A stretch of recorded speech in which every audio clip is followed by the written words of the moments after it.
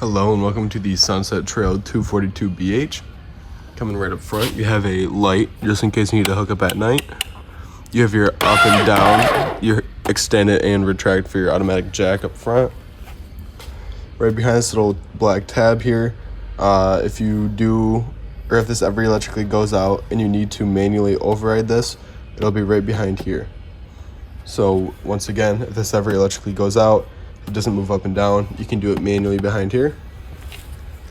Coming to your propane tanks, this little black switch back here just shows you which propane tank it's taking that propane from. And also right behind it, it has a little reader. It's red right now because it doesn't have propane going through, but this will turn green when you have a steady flow of propane coming through. But once again, flip it to read whatever one you want.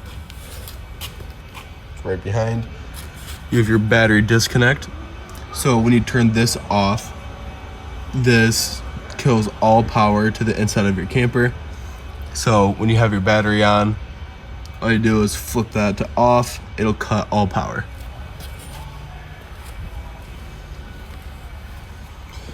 Coming inside here, this is going to be your water system. So you have your city water connection here. So when you do go to a campground and you go to put that hose into your camper, it'll go right inside of here. This will fill up and it'll push water through your system. I do recommend getting a water pressure regulator though for this. It's just a safer option because campgrounds are pushing for a lot of people, so they push a lot of power out. So rather than blowing your lines, I'll just get a water pressure regulator just to be safe. This is going to be your fresh tank fill. So let's say you're going out to the middle of nowhere and you need to take water with you. Go ahead and fill it up from right here. This will fill up a big tank just underneath here. And you will need to turn on the water pump on the inside to pump that water into your system, so you can use your water needs when you're in the middle of the woods. Right down here, you have your black tank flush. So this black tank flush, what it does is when you put a pressurized hose up to there, that actually activates a sprinkler inside of your black tank. So a sprinkler will help spray down the sides when you empty it to help make sure that nothing gets stuck. So any toilet paper, any crud, make sure it doesn't get stuck on its way out. So say for your fresh tank, you get back from your trip and you still have extra water left over, just underneath you have that little pull tab. Go ahead and pull it and that water will drain out there.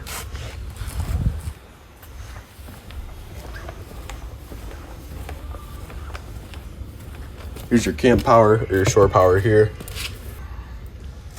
Coming underneath here, you have your gray tank and your black tank. Regards to that black tank flush, I recommend doing this first, pulling it, emptying out, and then go ahead and put that hose into that black tank flush. Let it sprinkle around in there, get all the excess off. Once you're done with that, then go ahead and close this and open the gray tank. The gray tank is going to be the cleanest water out of the two, so it's just a better idea of when you go to put your hands on it, it has an extra little rinse at the end.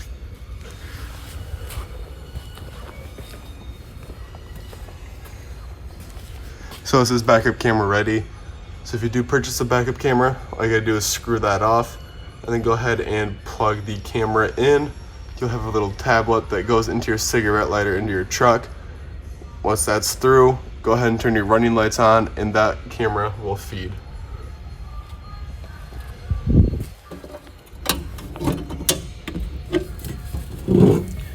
Coming to your water heater. So you have a little tab there, which is a 1 1/16 socket. All you gotta do is, well, obviously put it on, and then to activate this, go ahead on the inside, turn on the hot side of the faucet. Once you have a steady flow of water, then go ahead and flip the switch of the water heater on. But at first it's gonna sputter for a while, because that's all the air getting pushed out of this tank. So when this tank is full of water, and able to use that steady flow, will start to come out that hot side of the faucet, and then go ahead and turn your water heater switch on the inside, which I'll show you. But since water does get stagnant, you do want to empty it. So what you gotta do is pull this pressure release. Once you do that, you'll hear it die off, you'll hear it hiss, and then go ahead and take that cap off. The reason why you want to pull the pressure off before you do this is because this will shoot out at you. And of course, that's the last thing we want. So go ahead, pressure release, take this off, the water will start to come out. And then once water starts flowing, go ahead and pull this up again, and then that will make the water come out faster.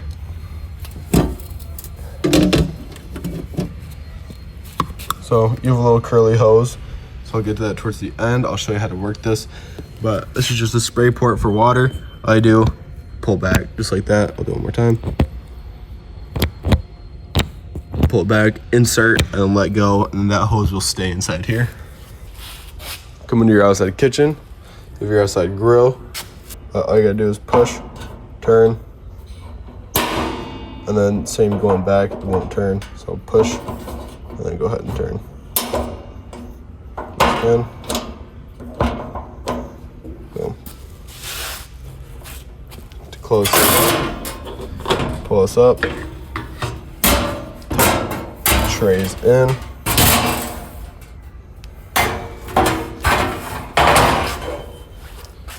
Go ahead, pull both of these tabs.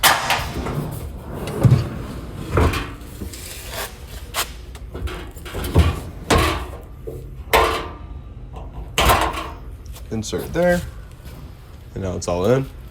You have your outside fridge as well. Coming in underneath here, you have your automatic jacks. You have your extend and retract here. Also, one thing I forgot about is when you have this outside grill, you need to plug it into, obviously, gas. So you take that LP gas hose and go ahead and plug it right inside of here. Once again, it's just like that shower. You pull, you insert, and then you let go, and it'll stay inside. But that'll give gas to help ignite your grill. Coming down to your tires, you have the little green knob here. That green knob indicates that your tires are filled with nitrogen. You are able to fill it with regular air. It doesn't inflate or deflate with temperature change.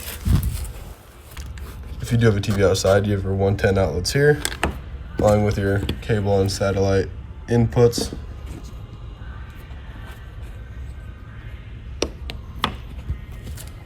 This is gonna be a furnace exhaust, so when the heater is on inside, or the furnace, it'll come out of here. So make sure if you have any little kids in the area, make sure to let them know, do not touch this because this will burn them. You also have your dog leash here. You gotta do, of course, have the leash on here. For your stairs, make sure your door is completely open, because if it's not, this little piece here will end up scraping the edge of this. And now to lift your stairs. Lift, obviously watch the door. You can see it's been hit. Obviously we'll fix that.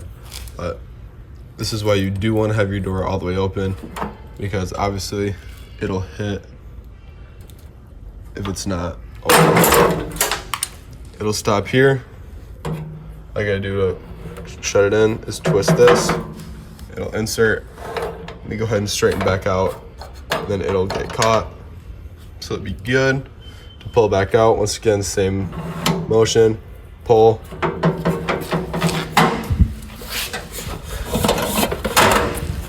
And you're good to go.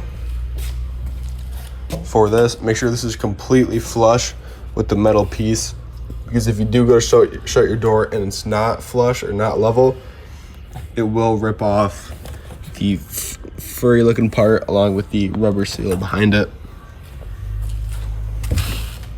And right behind here, you do have your extend and retract for your other automatic jags. Coming in on the inside of your camper here. First things first, you have all of your readers here. So you have your battery, fresh tank, black tank, and gray. It explains empty, third, 2/3, or full. You have your awning light here. Then you have your water pump. So like I said, that fresh water, if you fill that up and you need to take water with you and you need to get it through your systems, you flip this switch here, you have a gas and electric element to your water heater. If you want the most power and the most heat for, let's say, a shower, go ahead and turn both on at the same time.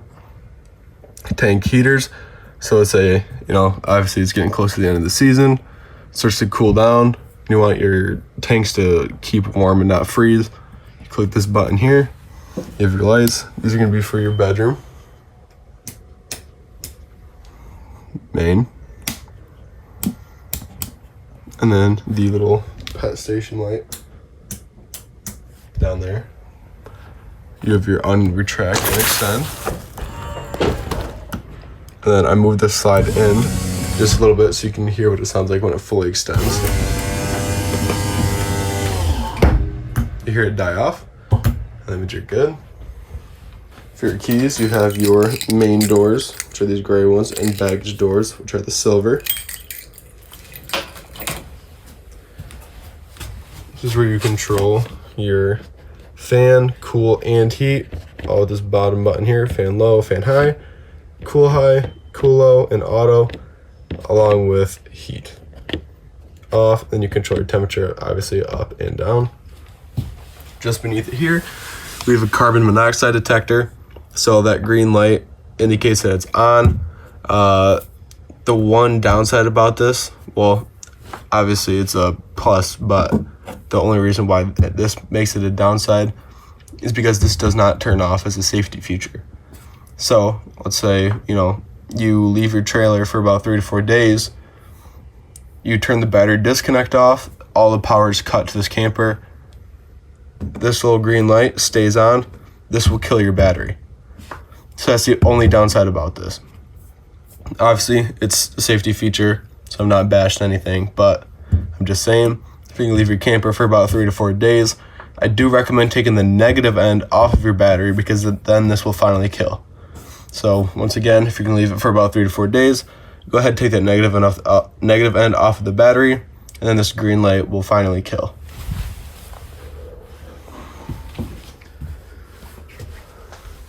Inside the bedroom, you have little lights here with the flip.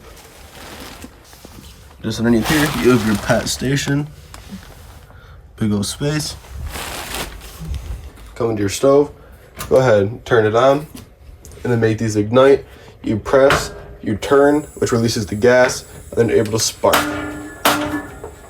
Just like that. So once again, you press, you turn, and then you ignite. It goes for all 3 of these. For your oven, you press, you turn to that little pilot symbol. Once you have a small little flame in the back, you go ahead and then turn to your desired temperature.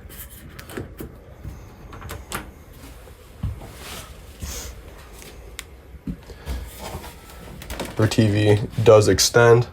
You do have storage in the back. Bunk beds.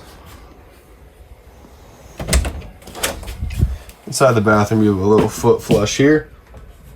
So what you're gonna need for your toilet is toilet solution, which helps break down solids and smells, and also RV grade toilet paper to help break down easier so it doesn't clog your systems.